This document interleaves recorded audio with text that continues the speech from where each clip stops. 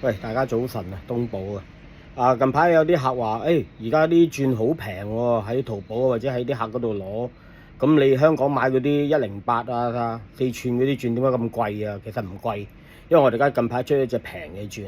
咁平嘅鑽係咪代表唔好咧？咁咪絕對又唔係喎。先同大家介紹呢隻就係呢隻會比我哋以前傳統賣嗰隻，即係以前我買嗰隻會短啲。呢個有效嘅長度咧係330。如果你 call 普通嘅排窿啊，咁咪絕對夠噶啦。咁有分3款牙仔，一款咧就係合金齒。合金齒咩叫合金齒咧？就係比較利啲嘅，咁佢啲牙仔比較軟啲。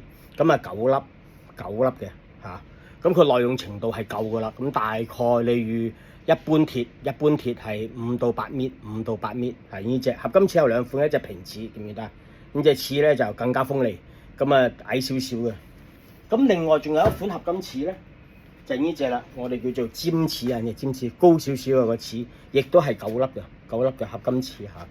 佢就會都係利嘅，咁佢就亦都可以轉到5到8米，咁啊視乎你嘅鐵嘅嗰個嘅數量同埋粗幼度啦嚇。咁係非常之鋒利嘅，而且都係有效嚇，有效330。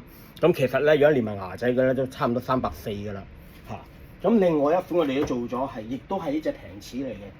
咁都係呢隻咧，係有咩唔同咧？就係你見到藍色啊，有個漢字位藍色代表咩啊？係古齒。咁啊係古齒同埋合金齒係卡啦咁樣燒，即係一腍一硬。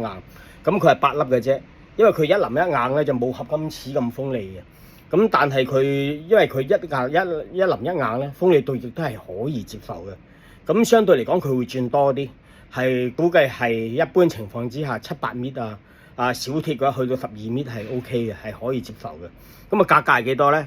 你估唔到啦，148蚊支，148蚊一支嚇。咁睇下大家有興趣嘅話，可以聯絡我。